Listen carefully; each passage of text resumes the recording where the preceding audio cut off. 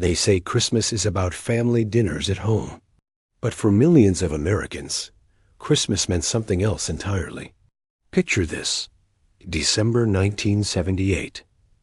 Your church basement smells like funeral potatoes and Swedish meatballs. Folding tables covered in plastic tablecloths stretch wall to wall. Every casserole dish brought from someone's kitchen. Every Jello salad made from someone's grandmother's recipe. Every sheet cake cut into perfect squares by hands that knew this basement better than their own. These weren't just potlucks. These were the meals that held communities together. Widows who'd have eaten alone. Families who couldn't afford Christmas dinner. Newcomers who needed to belong somewhere.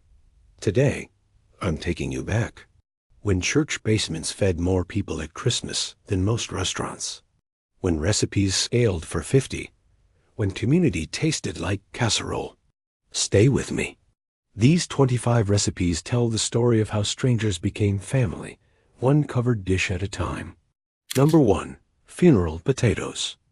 Martha Henderson's hands trembled while grating potatoes. December 1972. First Lutheran church basement, Sioux Falls. Her husband gone 3 months. Her first Christmas alone. This casserole the only gift she could afford to bring. She'd made funeral potatoes for other people's tragedies for 30 years. Now she made them for her own survival. Martha mixed thawed hash browns with cream of chicken soup, sour cream, shredded cheddar cheese. A mixture turned pale yellow, thick as paste. She spread it into her largest casserole dish, the one her mother gave her. Topped it with crushed cornflakes mixed with melted butter, the topping golden and crunchy. Baked at 350 degrees until bubbling at edges, the smell filling her kitchen with something that felt like comfort. During the 1970s, funeral potatoes fed every church gathering. Funerals, obviously, but also Christmas dinners, Easter potlucks, Wednesday night suppers. This casserole meant someone cared enough to bring something hot. Frozen hash browns becoming creamy comfort. Canned soup providing richness. Cornflake topping adding crunch that made it special, not just leftovers reheated. Martha's casserole fed 17 people at Christmas. Widows like her. Single mothers. Elderly men whose children lived far away. Everyone took seconds, scraped the dish clean. Every creamy bite carried a message. Nobody eats alone at Christmas. Community feeds itself. Grief tastes better when shared over casserole. Number 2. Tuna noodle casserole with crushed potato chips, 3 cans of tuna, 1 pound of egg noodles, 2 cans of cream of mushroom soup, crushed potato chips covering the top. That's dinner for 40. Boil egg noodles until just tender, drain well. Mix with cream of mushroom soup straight from the can, no water added. Drain tuna. Flake it into the noodle mixture. Add frozen peas still frozen. They'll cook in the oven. Fold everything together until combined. Spread into 2 9 by 13 pans. Crush potato chips with your hands. Scatter across the top like snow. Bake at 375 degrees 30 minutes until chips turn golden and casserole bubbles. Sister Agnes made this every Christmas Eve, 1965 through 1989, Sacred Heart Catholic Church, Des Moines. Her weekly paycheck barely covered rent, these ingredients costing less than $5 total. This casserole fed the parish's poorest families with dignity. December 1965, when tuna casserole meant stretching protein impossibly far. Post-war cooking scaled for crowds. Canned soup became the binder that held everything together. Potato chip topping made poverty food feel festive. Plain tuna was cat food, embarrassing. Tuna casserole was creative homemaking, feeding crowds efficiently. But every ingredient came from cans and boxes, nothing fresh, nothing expensive. Sister Agnes's tuna casserole appeared at every church function for 24 years. Children requested it. Adults pretended it was nostalgia, not necessity. Everyone understood what it really meant. Nobody goes hungry here. Every potato chip-topped bite carried a message. Dignity costs less than you think. Community stretches resources through sharing. Number 3. King Ranch Chicken Casserole. Before King Ranch Casserole became Texas legend, it was one woman's solution to feeding her church after Christmas service.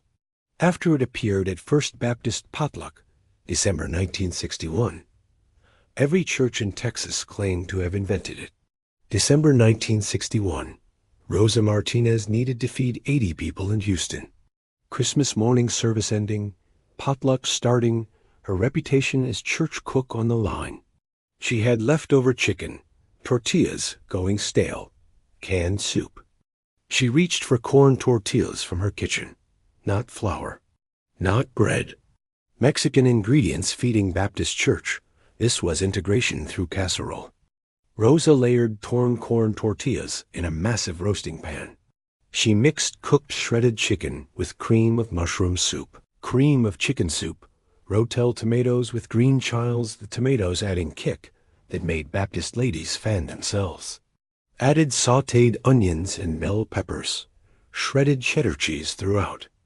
Built layers like lasagna tortillas, chicken mixture, cheese, repeat 3 times. Topped with extra cheese, baked at 350 degrees until golden and bubbling, cheese melting into every layer. The smell mixed Mexican and American, spicy and creamy, tradition and innovation in one pan. During the 1960s, Texas churches were integrating slowly, uncomfortably, separate congregations becoming one. King Ranch Casserole appeared at exactly this moment. Mexican tortillas meeting cream of mushroom soup, cultures blending through food before they blended in pews. Traditional Mexican food was suspect, too spicy, too foreign for Baptist potlucks. American casseroles were bland, familiar, safe. King Ranch Casserole was compromise, translation, bridge food that tasted like both and neither. Rosa's casserole became church legend. Other women copied it, claimed it, adapted it. Within 5 years, every church in Texas served King Ranch Casserole at Christmas. Nobody remembered Rosa brought it first.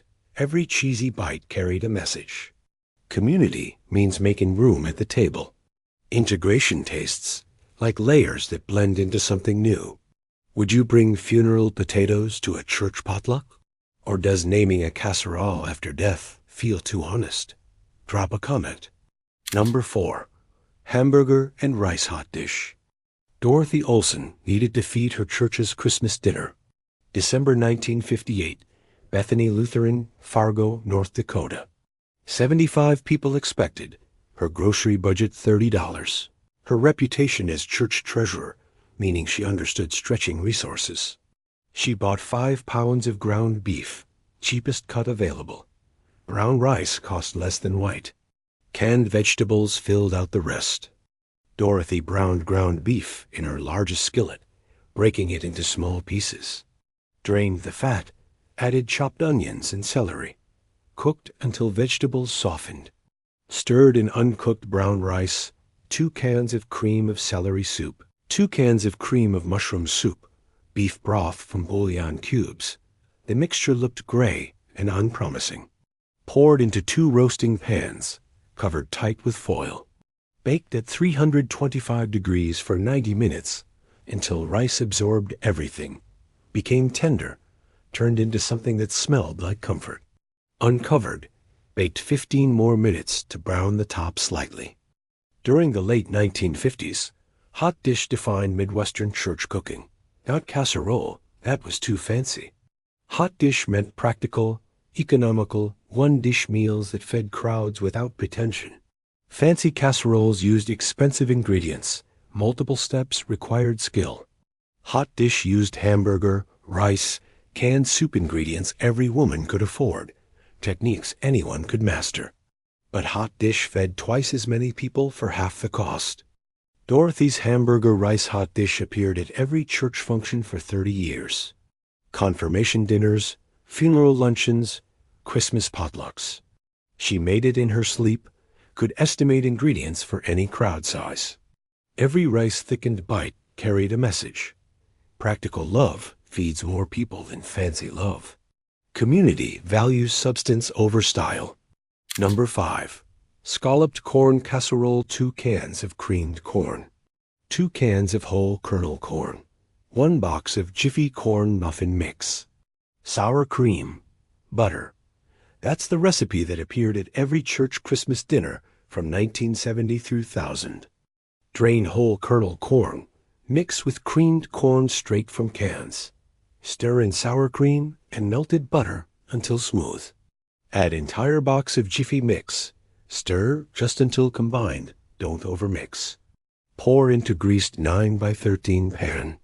Bake at 350 degrees for 45 minutes until top turns golden and edges pull away slightly. Let it rest 10 minutes before cutting into squares. Helen Kowalski brought this to Christmas Potluck December 1970, St. Stanislaus Catholic Church, Buffalo. Her Polish mother's generation never used box mixes, considered them cheating. Helen's generation embraced convenience, defended it as progress. December 1970, when box mixes stopped being shameful and started being smart. Betty Crocker promised liberation. Jiffy muffin mix cost 19 cents. Scalloped corn casserole proved you could be a good church member without spending hours in the kitchen. Traditional corn pudding required making custard from scratch, separating eggs, tempering milk. Scalloped corn casserole required opening cans and boxes, stirring. But both tasted like sweet corn. Both fed crowds. One took 10 minutes instead of an hour. Helen's scalloped corn spread through Catholic churches across the Rust Belt. Women shared the recipe in church bulletins, over backyard fences, at bingo nights. By 1975, every Christmas potluck included at least 3 scalloped corn casseroles. Every sweet bite carried a message. Shortcuts don't diminish love. Community accepts you regardless of how you made the dish. Number 6. Johnny Marzetti. Before Johnny Marzetti became Midwestern church basement staple, it was one Columbus, Ohio restaurant's signature dish. After church cooks discovered it scaled perfectly for crowds, it fed every potluck from Ohio to Iowa. December 1955, First Presbyterian Church, Columbus. Church secretary found the recipe in the newspaper, tested it, brought it to Christmas potluck. 50 people scraped the pan clean, asked for the recipe. She started with pounds of ground beef and Italian sausage. Not one or the other. Both together extravagance disguised as economy, meat stretching through pasta. She browned the meat in batches, her largest skillet barely holding it all. Added diced onions, green bell peppers, garlic. Cooked until vegetables softened. Stirred in tomato sauce, tomato paste, Italian seasoning, bay leaves. Simmered while she boiled 2 pounds of elbow macaroni. Drained the pasta, mixed with the meat sauce, folded in shredded mozzarella and cheddar cheese. Spread into multiple roasting pans, topped with more cheese. Baked at 350 degrees until bubbly and golden, the cheese melting into every crevice. The smell filled the church basement. Garlic, tomato, cheese, combining into something that made people arrive early. During the 1950s, Italian food was becoming American food. Spaghetti nights at church, pizza at school cafeterias. Johnny Marzetti was Italian-American translation. Tomato sauce meeting Midwest casserole sensibility, exotic but not threatening. Traditional Italian pasta required technique, fresh ingredients, recipes passed down through generations. Johnny Marzetti required browning meat, opening cans, stirring. But both satisfied crowds. Both felt festive. One required an Italian grandmother, and one didn't. The recipe spread through Protestant churches across the Midwest. Lutherans made it with ground beef only. Catholics added the sausage. Methodists used mild cheddar. Baptists used sharp. Everyone claimed their version was authentic. Every cheesy pasta bite carried a message. Community adapts recipes to fit itself. Belonging tastes like whatever your church basement served. If you're still watching, you remember these recipes. Hit like if church basement food hits different than restaurant food. Number 7. Orange Jello with shredded carrots. Before this seems like a joke, orange Jello with carrots appeared at every church potluck from 1960 through 1985. After everyone tasted it once, they kept making it anyway because tradition matters more than logic. December 1963, Grace Methodist Church, Cedar Rapids, Iowa. Mildred Johnson needed a salad that traveled well, stayed fresh without refrigeration for hours, looked festive. She reached for orange Jello powder and carrots. She dissolved orange Jello in boiling water, stirred until completely dissolved. Let it cool to room temperature, thick as syrup. Folded in finely shredded raw carrots, drained crushed pineapple, sometimes miniature marshmallows. Poured into her copper ring mold. Refrigerated overnight until firmly set, wobbling but holding shape when unmolded onto lettuce leaves. The orange Jello studded with carrot shreds looked like stained glass, like something that required more effort than it did. During the 1960s, Jello salads dominated church potlucks. Not dessert salads. Somehow combining gelatin, fruit, and vegetables created salad. Food categories made no sense, but everyone agreed on them anyway. Traditional salads required fresh vegetables, careful washing, immediate serving. Jello salads required boiling water, waiting, surviving room temperature for hours during potlucks. But fresh salads cost more, wilted quickly, didn't feed as many people per dollar spent. Mildred's orange Jello with carrots became her signature dish. She brought it to every church function for 22 years. Children hated it, ate it anyway. Adults claimed to love it, mostly lying. Everyone expected it because Mildred always brought it. Every wobbling bite carried a message. Community means accepting what people bring. Tradition doesn't require deliciousness, just consistency. Number 8. Cherry Jello Pretzel Salad. 3 layers that made no sense together, but somehow worked. Pretzel crust on bottom, cream cheese middle, cherry Jello top. This was church basement engineering at its finest. Crush pretzels into coarse crumbs, mix with melted butter and sugar. Press into 9 by 13 pan. Bake at 350 degrees for 10 minutes until set. Let cool completely. Beat cream cheese with sugar until fluffy. Fold in whipped topping until light and smooth. Spread over cooled pretzel crust carefully, sealing to edges. This layer prevents pretzel sogginess. Dissolve cherry Jello in boiling water. Add frozen cherries. Let cool until syrupy. Pour gently over cream cheese layer. Refrigerate overnight until firm. Cut into squares. Each piece shows 3 distinct layers: brown pretzel, white cream cheese, red Jello. Betty Anderson invented this for December 1975 potluck, Community Church, Kansas City. Her daughter was pregnant, craving something salty and sweet simultaneously. This recipe satisfied cravings and fed 75 people at church. December 1975, when church cooks became recipe engineers. Combining unlikely ingredients, creating textures that shouldn't work together. Pretzel salad proved creativity mattered more than culinary training. Traditional desserts were sweet throughout.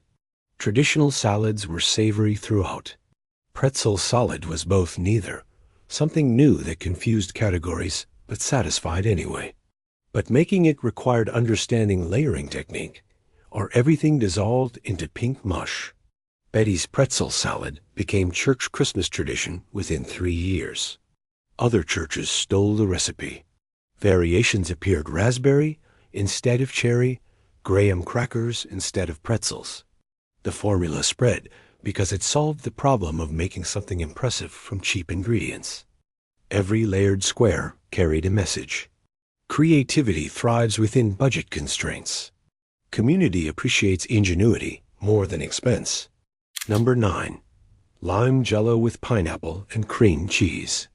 Lime Jello, crushed pineapple, cream cheese beaten until fluffy. This was the Jello salad that people actually admitted enjoying, unlike the others. Dissolve lime Jello in boiling water. Let cool slightly. Beat cream cheese until smooth and fluffy.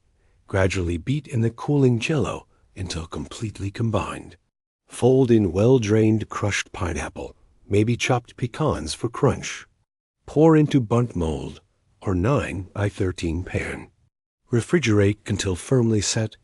Overnight works best. Unmold onto platter if using bundt mold. Cut into squares if using pan. The pale green color looks spring-like, even in December. The texture creamy instead of rubbery. Patricia White made this every Christmas from December 1968 through December 1997. First Baptist Church, Little Rock. Her mother made it. Her grandmother made it. Her great-grandmother claimed to have invented it, though 20 other women said the same thing. December 1968, when lime Jello with cream cheese was the sophisticated Jello salad. Not fluorescent green with vegetables. Pale, creamy, almost elegant. Church ladies served this when the preacher came to dinner. Plain Jello was children's dessert, unsophisticated. Lime Jello with cream cheese was adult food, church potluck appropriate. But it still confused the line between salad and dessert, served alongside ham and turkey. Patricia's lime Jello traveled through 4 generations of church potlucks. Her daughter makes it now. Her granddaughter requests it at Christmas. They call it Grandma Pat's Salad, even though thousands of grandmas made identical versions. Every creamy bite carried a message. Heritage lives and recipes repeated without question. Family means making what your people always made. Number 10. Strawberry Jello Poke Cake. White cake baked in sheet pan, poked full of holes. Liquid strawberry Jello poured over while hot, soaking into every crevice. This was the cake that couldn't fail, that fed 80 people from one pan. Bake white cake mix according to package directions in sheet pan. While cake is still hot from oven, poke holes every inch across entire surface using wooden spoon handle. Dissolve strawberry Jello in boiling water. Pour slowly over hot cake, watching it seep into every hole. Refrigerate until Jello sets inside cake, turning it pink and strawberry flavored throughout. Spread with whipped topping. Refrigerate until serving. Cut into squares. Each piece shows vanilla cake shot through with pink Jello veins, topped with fluffy white cream. Susan Miller brought poke cake to December 1982 church Christmas party. Covenant Presbyterian, Minneapolis. Her first time contributing to Potluck. Her nervousness meaning she needed something foolproof. Poke cake couldn't fail even if you wanted it to. December 1982, when poke cakes dominated church basements. Jello Company advertised them. Duncan Hines promoted them.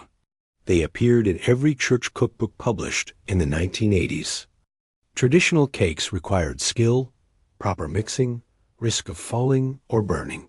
Poke cakes required following box directions, poking holes, pouring liquid. But poke cakes stayed moist for days, served crowds easily, looked impressive with minimal effort. Susan's poke cake became her signature contribution. She brought it to every potluck for 18 years, tried other recipes, always returned to poke cake. People expected it, requested it, claimed church potluck wasn't complete without it. Every strawberry-soaked bite carried a message.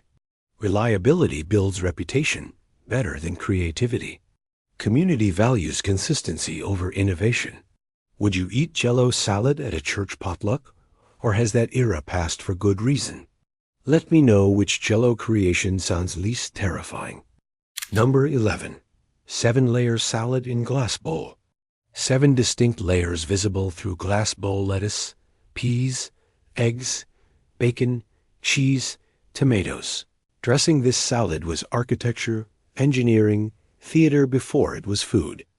Layer iceberg lettuce torn into bite-sized pieces on bottom of large glass bowl. Add layer of frozen peas, still frozen. Add layer of chopped hard-boiled eggs. Add layer of crumbled bacon. Add layer of shredded cheddar cheese. Add layer of diced tomatoes. Spread mayonnaise mixed with sugar and a little vinegar across the top, sealing to edges like mortar. Cover with plastic wrap, refrigerate overnight. The layers stay distinct, visible through glass like geological strata. At serving time, toss everything together or let people serve layers individually. Margaret Foster brought 7-layer salad to December 1971 church Christmas dinner, Trinity Lutheran, Milwaukee. Her glass punch bowl showed off the layers like artwork, like something that required more effort than it did. December 1971, when presentation mattered as much as taste. Glass bowls weren't for mixing, they were for displaying. 7-layer salad proved you understood that church potluck food should look impressive, even if it tasted ordinary. Traditional salads were tossed, humble, served in whatever bowl you owned. 7-layer salad was staged, proud, required clear glass to display properly.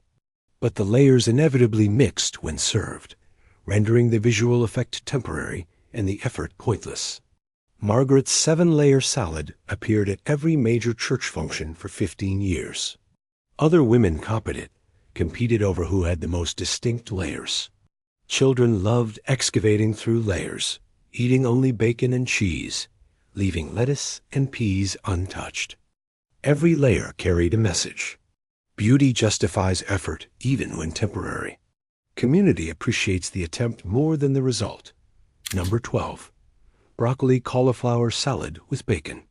Raw broccoli and cauliflower, chopped small, mixed with bacon and red onion, dressed in sweet mayonnaise dressing. This was the salad that made vegetables acceptable to Midwestern men. Chop broccoli and cauliflower into tiny florets, small as peas. Dice red onion fine, crumble cooked bacon. Mix vegetables, onion, bacon in large bowl. Make dressing by whisking together mayonnaise, sugar, vinegar until smooth and sweet tangy. Pour dressing over vegetables shortly before serving. Toss until everything's coated. The salad stays crunchy. Bacon adds salt. Sugar makes vegetables taste less vegetable-like. Men who claimed to hate salad ate multiple servings. Carol Jensen brought this to December 1985 church potluck, Faith Community Church, Omaha. Her husband declared vegetables rabbit food, but ate 3 helpings of this salad. Bacon and sugar made converts of vegetable resistors. December 1985, when raw vegetable salads replaced Jello salads at church potlucks. Health consciousness arriving slowly to church basements. Broccoli cauliflower salad was compromised technically healthy, actually bacon and mayonnaise with vegetables as delivery system. Traditional vegetable salads were naked vegetables with vinegar dressing. Broccoli cauliflower salad was vegetables as excuse for eating bacon, sugar, and mayonnaise. But it got vegetables into men who'd otherwise eat only meat and potatoes, which counted as nutritional victory. Carol's broccoli salad spread through Protestant churches across the Great Plains. Women shared the recipe at Bible studies, quilting circles after Sunday services. By 1990, every church Christmas potluck included at least 2 broccoli salads, nearly identical, brought by women who all claimed to have invented it. Every bacon-studded bite carried a message. Marketing matters more than content. Community eats vegetables when disguised as treats. Number 13. Macaroni salad with sweet pickle relish. Elbow macaroni, mayonnaise, sweet pickle relish, chopped celery, hard-boiled eggs. This salad appeared at every outdoor church picnic, every basement potluck, every funeral luncheon from 1960 through present day. Boil elbow macaroni until tender, drain, rinse with cold water. Mix with mayonnaise, sweet pickle relish, chopped celery, diced hard-boiled eggs, diced onion if your congregation wasn't afraid of onions. Add mustard, salt, pepper, a little pickle juice for tanginess. Stir until everything's coated in creamy yellow dressing. Refrigerate several hours before serving so flavors meld. The salad turns pale yellow from mayonnaise and mustard, studded with green relish and white eggs. Dorothy Peterson made this every Christmas from December 1963 through December 2003. Augustana Lutheran Church, Sioux City. Her recipe fed 40 people. Used 2 pounds of macaroni, required her largest mixing bowl. She never measured ingredients, just added mayonnaise until it looked right. December 1963, when macaroni salad was mandatory at every church gathering. Not optional, not debatable. Macaroni salad appeared like communion, like hymnals, like something churches provided without question. Potato salad required peeling, oiling, careful timing. Macaroni salad required boiling pasta, chopping a few things, stirring. But both filled people up. Both were cheap. One took half the time. Dorothy's macaroni salad fed thousands of church members over 40 years. Weddings, funerals, Christmas dinners, Easter brunches. People expected it, relied on it, knew Dorothy would bring it, even when she brought nothing else. Every creamy bite carried a message. Dependability builds trust. Community needs people who always show up with the same dish. Number 14.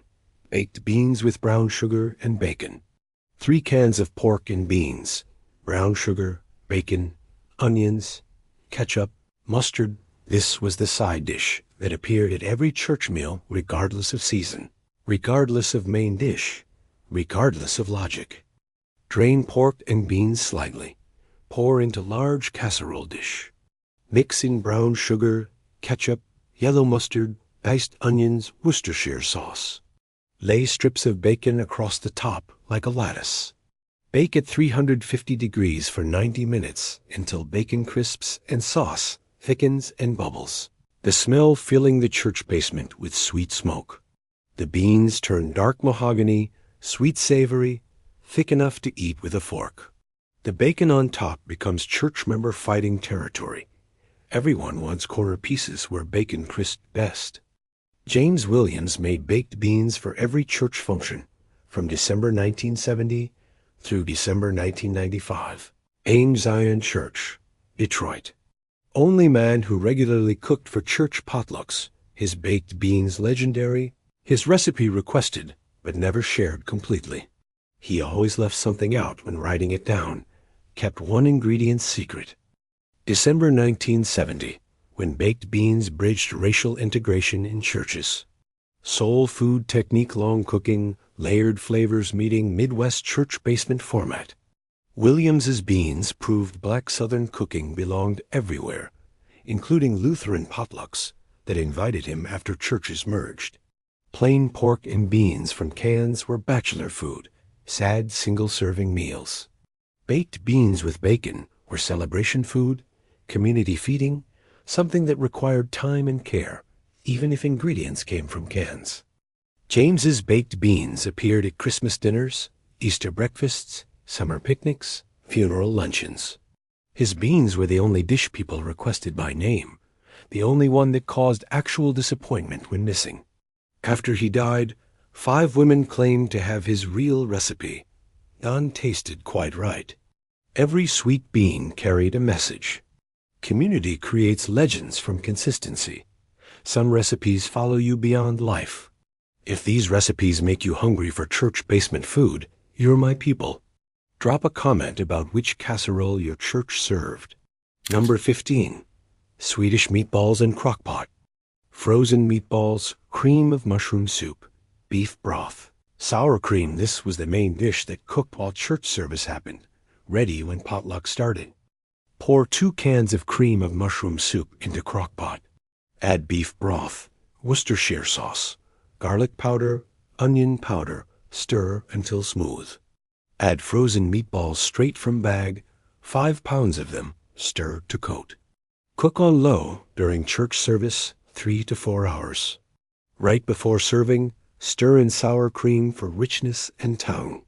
The meatballs turn tender, the gravy thick and creamy, everything staying warm in the crockpot throughout potluck. Serve with toothpicks for easy eating while standing and socializing. Linda Swenson made crockpot meatballs every Christmas from December 1978 through December 2010. Bethel Lutheran, Minneapolis. Her Swedish grandmother would have been horrified. Real Swedish meatballs required making meatballs from scratch. Proper gravy technique, time, and skill. Linda's crockpot version required opening bags and cans, stirring once. Grandma's took 3 hours. Linda's took 5 minutes of actual work. December 1978, when crockpots revolutionized church potlucks. Food staying warm without ovens. No reheating needed. Temperature safe for hours. Crockpot meatballs proved convenience, didn't diminish community contribution. Traditional Swedish meatballs were hand-rolled, seasoned carefully, served in proper cream gravy. Crockpot version used frozen meatballs, canned soup as gravy, sour cream for authenticity. But both fed crowds, both satisfied hunger. One let you attend church service instead of standing in kitchen. Linda's crockpot meatballs became expected at every church function. Children ate them like candy. Adults appreciated something hot and protein-rich among salads and desserts.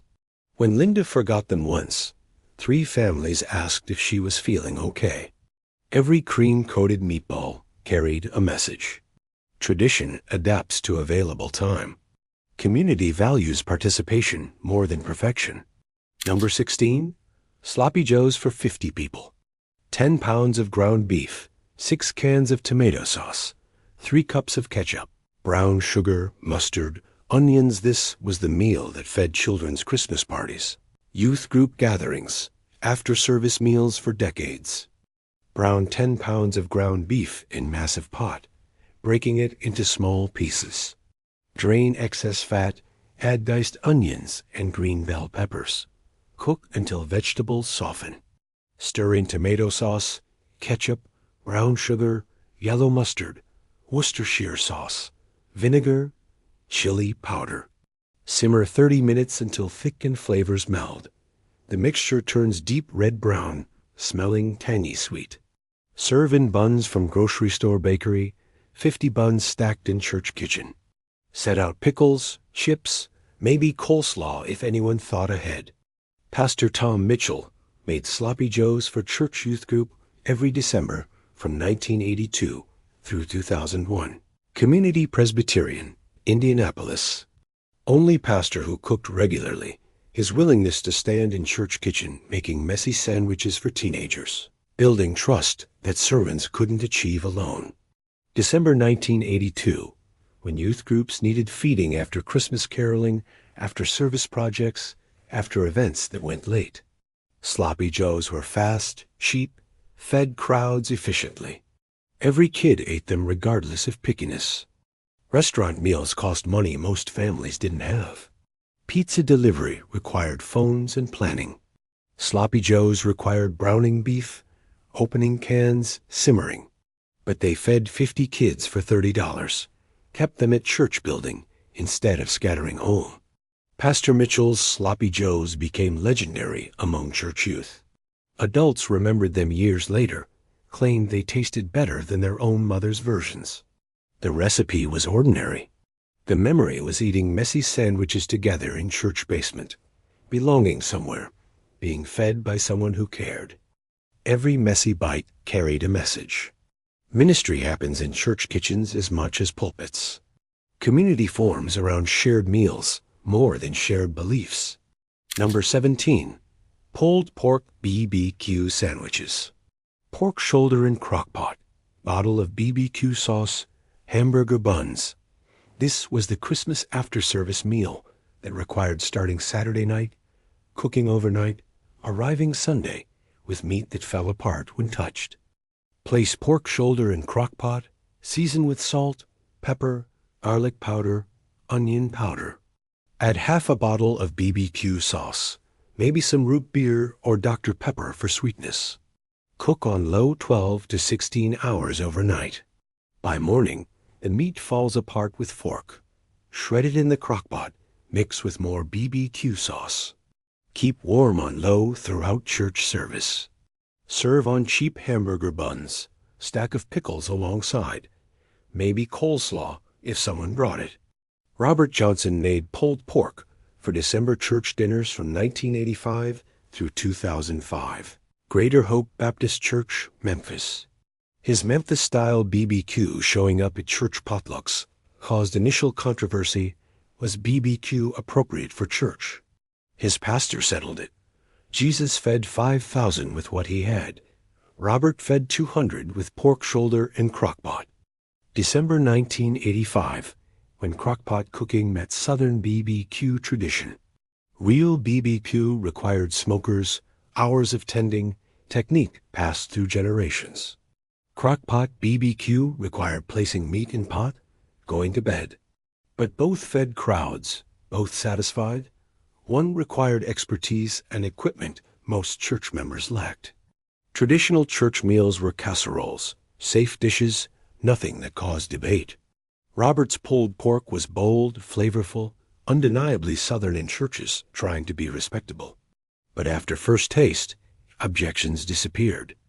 Robert's pulled pork became church tradition. Members requested it. Visitors asked for the recipe. He'd smile, say, pork shoulder and patience, never mentioning he started it Saturday night. That real recipe required overnight cooking most people couldn't manage. His willingness to cook through the night made church dinner possible. Every tender bite carried a message. Service requires sacrifice nobody sees. Community depends on people who work while others sleep. Number 18, homemade dinner rolls. Sister Margaret made dinner rolls from scratch every Christmas from December 1955 to December 1988, St. Mary's Catholic Church, Pittsburgh. Her hands shaped 10 dozen rolls for Christmas dinner, her kitchen smelling like rising yeast for 2 days before potluck. She mixed flour, yeast, milk, butter, sugar, salt until dough formed. Kneaded until smooth and elastic. Let rise until doubled. Punched down, shaped into rolls, let rise again. Baked until golden brown. This process took 8 hours total across 2 days. At church dinner, people would take 3, 4, 5 rolls, complain about overeating, take more anyway. Sister Margaret's rolls were the only reason some families came to church Christmas dinner. December 1955, when homemade rolls meant something special in church basements. Not baked goods from grocery stores. Not frozen rolls. Actual bread made by actual hands. Store-bought rolls were convenient, consistent, acceptable. Homemade rolls were variable, labor-intensive, made with love that showed. But making 10 dozen rolls required commercial kitchen equipment most homes lacked. Sister Margaret's rolls fed church community for 33 years. Children who ate her rolls as toddlers brought their own children. Adults claimed no other bread tasted as good. After she died, church dinners included bakery rolls that nobody remembered. Nobody requested seconds. Every buttered roll carried a message. Some service can't be replaced. Community recognizes sacrifice that costs time over money. Number 19, banana bread. 4 overripe bananas, flour, sugar, butter, eggs. This was the recipe that rescued brown bananas from trash, fed church coffee hours from 1960 through present day. Mash overripe bananas with fork until smooth. Cream butter and sugar, beat in eggs. Mix dry ingredients separately. Alternate adding dry and mashed bananas until batter forms. Pour into greased loaf pans. Bake at 350 degrees until toothpick comes clean, about 55 minutes. The smell fills church kitchen with something that makes coffee drinkers linger. Mary Thompson brought banana bread every Sunday from December 1968 through March 2015. First United Methodist, Portland. Her banana bread wasn't fancy, wasn't remarkable. Was simply there every single week for 47 years, sliced on a plate near the coffee pot. December 1968, when church coffee hours needed something to eat. Coffee alone wasn't enough. Cookies were too sweet before noon. Banana bread was perfect, slightly sweet, substantial, used up what would otherwise be wasted. Fancy church events featured elaborate cakes. Weekly coffee hours featured banana bread, quick breads, simple things made from whatever needed using. But weekly consistency mattered more than holiday showpieces. Mary's banana bread was missed more than any fancy dessert ever brought. When she got too old to bake, 3 different women started making banana bread, none as good as Mary's, though the recipes were identical. The bread wasn't what mattered. Mary's presence every week, her reliability, her caring enough to bake for coffee hour nobody expected. That was what fed community. Every banana bread slice carried a message. Consistency builds belonging. Community depends on people who show up when nobody's watching. Number 20. Texas sheet cake. Chocolate sheet cake baked in commercial pan, frosted while still hot, cut into 48 squares. This was the dessert that ended every church potluck for 30 years. Bring butter, cocoa, water to boil in saucepan. Pour over flour and sugar mixture. Stir until smooth.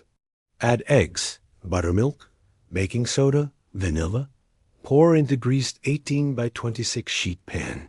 Bake at 350 degrees 20 minutes. While cake is still hot, make frosting by melting butter with cocoa and milk, stirring in powdered sugar. Pour hot frosting over hot cake. Spread quickly before it sets. The chocolate frosting soaks slightly into warm cake, creating fudgy texture. Let cool. Cut into perfect squares. 48 servings from one pan. Nancy Williams made Texas sheet cake for every church function from December 1975 through December 2010. Trinity Baptist, Dallas. Her commercial sheet pan lived permanently in church kitchen. Her recipe card taped inside church cookbook. Chocolate stained and water spotted from 35 years of use. December 1975. When Texas sheet cake defined church dessert. Not individual servings, not plated desserts. Sheet cake cut into squares that people ate while standing, socializing, cleaning up after potluck. Fancy layer cakes required skill, decoration, individual serving.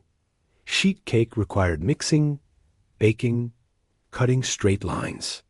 But sheet cake fed 60 people, while layer cake fed 12. Which mattered more in church basements than dining rooms. Nancy's Texas sheet cake appeared at every church event. People stopped bringing other chocolate desserts because nothing compared to Nancy's cake. Hot frosting technique, consistency across decades. Children who ate her cake as toddlers requested it at their own wedding receptions held in church fellowship hall. Every fudgy square carried a message. Excellence in simple things matters most. Community celebrates reliability over creativity. Would you choose Texas sheet cake or fancy layer cake at a church potluck? Let me know if simple sheet cake holds memories for you. Number 21. Peanut butter bars with chocolate topping. Peanut butter mixed with powdered sugar pressed into pan, topped with melted chocolate chips. This was the no-bake dessert that appeared at every church function from 1970 through present. Mix peanut butter with softened butter and powdered sugar until crumbly but holds together. Press into 9 by 13 pan firmly and evenly. Melt chocolate chips with a little butter. Spread across peanut butter layer smoothly. Refrigerate until chocolate sets firm. Cut into small squares. These are rich. A little goes far. Each square shows 2 distinct layers, tan peanut butter, dark chocolate top. Karen Anderson made peanut butter bars for church Christmas party December 1972. Covenant Church, Des Moines. Her first time bringing dessert, her nervousness meaning she needed something that couldn't fail. No baking, no chance of burning. Just mixing, pressing, melting, cutting. December 1972, when no-bake desserts stopped being lazy and started being smart. Church kitchens had limited oven space. No-bake desserts freed ovens for things that required baking, filled dessert tables without competition. Traditional cookies required baking sheets, timing, skill. Peanut butter bars required mixing, pressing, patience, while chocolate set. But both satisfied sweet cravings. Both fed crowds. One required less equipment and expertise. Corinne's peanut butter bars became her signature contribution. She brought them to every potluck for 40 years. Other women made similar versions, but people asked specifically for Corinne's peanut butter bars, recognizing hers by how she cut them, how thick her chocolate layer was. Every rich square carried a message. Simple recipes repeated become traditions. Community recognizes individual contributions, even when recipes are common. Number 22. Lemon bars cut into perfect squares. Shortbread crust, tart lemon filling, powdered sugar dusting. This was the dessert that required precision, that announced someone cared enough to measure carefully, to cut perfectly. Make shortbread crust by mixing flour, powdered sugar, butter until crumbly. Press into 9 by 13 pan. Bake until lightly golden. While crust bakes, whisk eggs, sugar, lemon juice, flour until smooth. Pour over hot crust immediately. Return to oven. Bake until filling sets, but still jiggles slightly. Cool completely. Dust heavily with powdered sugar. Cut into perfect squares using ruler and sharp knife. Each square should be identical, professional looking, showing care in presentation. Susan Miller made lemon bars for church Christmas tea December 1980 through December 2015. Grace Episcopal, Charleston. Her background as home economics teacher, showing in her precise squares. Her insistence on fresh lemon juice. Her refusal to accept sloppy presentation. December 1980, when lemon bars represented sophistication at church potlucks, not chocolate. Not overly sweet, tart, refined. Lemon bars announced the baker understood balance, restraint, proper technique. Brownies were forgiving. Cut into approximate squares, nobody minded. Lemon bars were exacting, required precise squares, or they looked amateur. But precision signaled respect for community, respect for event, respect for people who'd eat them. Susan's lemon bars became church Christmas tea tradition. Women complimented her consistently identical squares. She'd smile, say, just measuring carefully, not mentioning she used ruler and kitchen scale, that her precision required equipment and training most bakers lacked. Her bars set standard that made other contributions look careless. Every tart square carried a message. Excellence requires precision. Community notices attention to detail. Number 23. Rice Krispie treats made in hotel pans. Marshmallows, butter, Rice Krispies cereal mixed in massive hotel pan. Cut into squares. This was the dessert that children requested. Adults claimed to dislike, but ate anyway. Appeared at every church event. Melt butter and marshmallows in largest pot you own. Stir until completely smooth. Pour over Rice Krispies in hotel pan. Stir quickly before mixture hardens. Press flat with buttered hands, working fast. Let cool completely. Cut into squares. The treats are crispy, chewy, sweet, simple, exactly what children want, and adults pretend not to. Youth group volunteers made Rice Krispie treats for every children's Christmas party from 1965 through present. Churches across America. The recipe requires no baking, no skill, no chance of failure perfect for volunteers who don't actually know how to cook. December 1965, when Rice Krispie treats became church basement staple. Kellogg's promoted them. Mothers made them. Children loved them. Churches adopted them for events needing desserts children would actually eat. Fancy cookies required recipe following, temperature control, timing. Rice Krispie treats required melting, stirring, pressing. But children ate handfuls of Rice Krispie treats while ignoring elaborate cookies adults spent hours making. Rice Krispie treats appeared at every church children's event across generations. Sunday school parties, vacation Bible school, Christmas pageant rehearsals, Youth group meetings. The recipe never changed. The appeal never faded. Children who ate them in 1970 made them for their grandchildren in 2020. Every chewy square carried a message. Simple pleasures outlast complexity. Community serves what people actually want, not what impresses. Number 24. Brownies with powdered sugar dusting. Chocolate brownies baked in sheet pan, dusted with powdered sugar, cut into squares. This was the dessert so universal that every church cookbook included at least 3 versions. Mix melted butter with sugar. Beat in eggs.